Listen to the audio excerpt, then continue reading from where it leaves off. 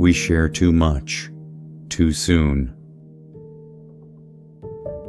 To people who haven't earned our quiet places, and then we wonder why we feel broken.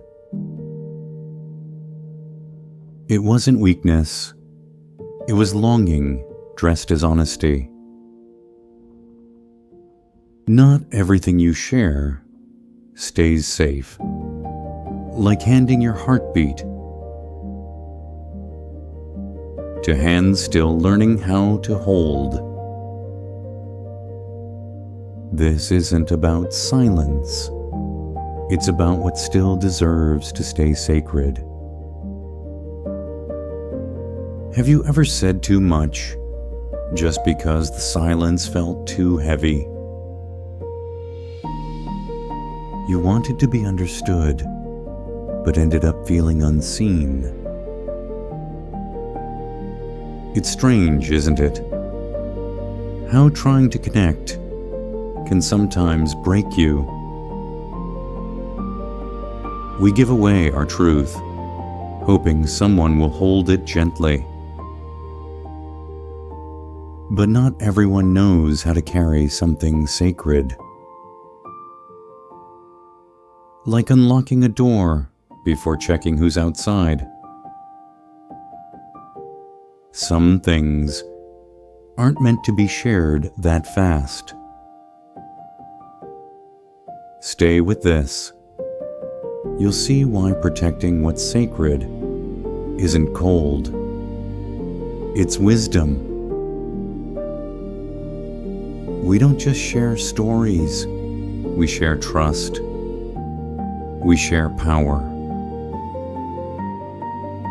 But here's the twist.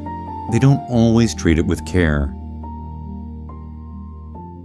You thought you were being honest, but maybe you were just hoping someone would stay.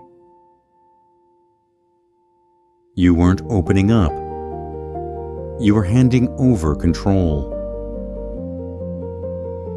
And the worst part is not what they did, but how you stopped trusting yourself after.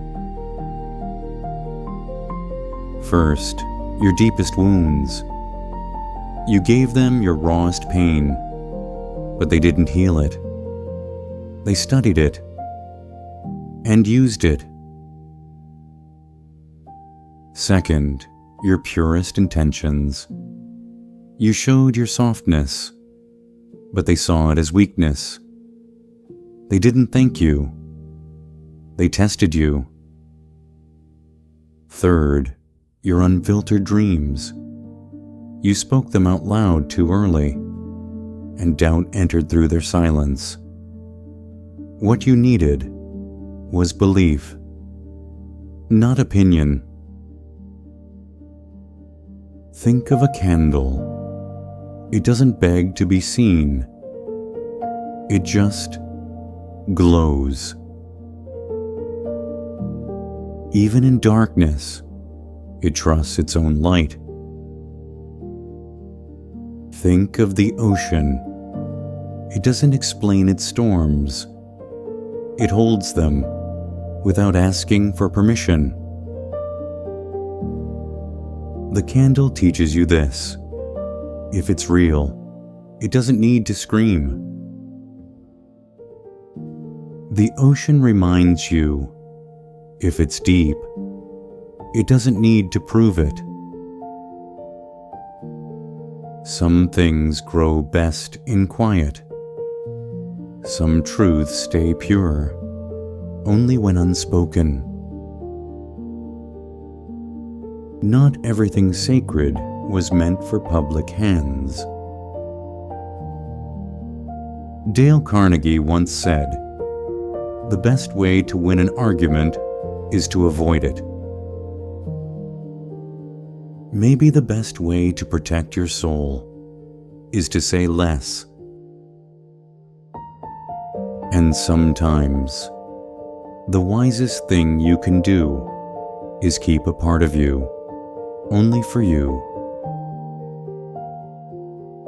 Protect what softens you.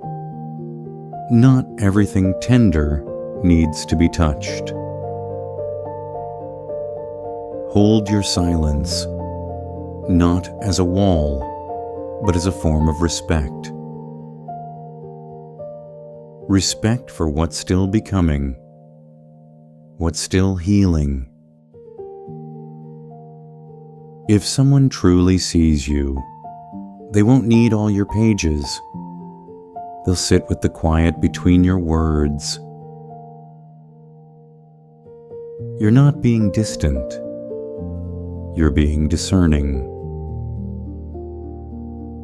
Share slowly, protect boldly, and if it's sacred, let it grow in silence. Because not everyone who listens knows how to hold what's holy. Take a breath. You've survived without explaining everything. And you will continue to, even in silence. The sun never asks for attention. It just rises, quietly, daily, unapologetically. Its light doesn't need an audience. It only needs space. So maybe you don't need to prove your heart. You just need to protect it. Because not every truth belongs in every room. Some parts of you are temples, not open markets. Some wounds are meant to close in peace, not in public. And some light shines best when no one's watching. Protect what still heals you. If this softens something in you, send it to someone who's still learning how to protect their own light. Not to fix them, just to remind them they're not alone in the quiet. Storylight, where words become light.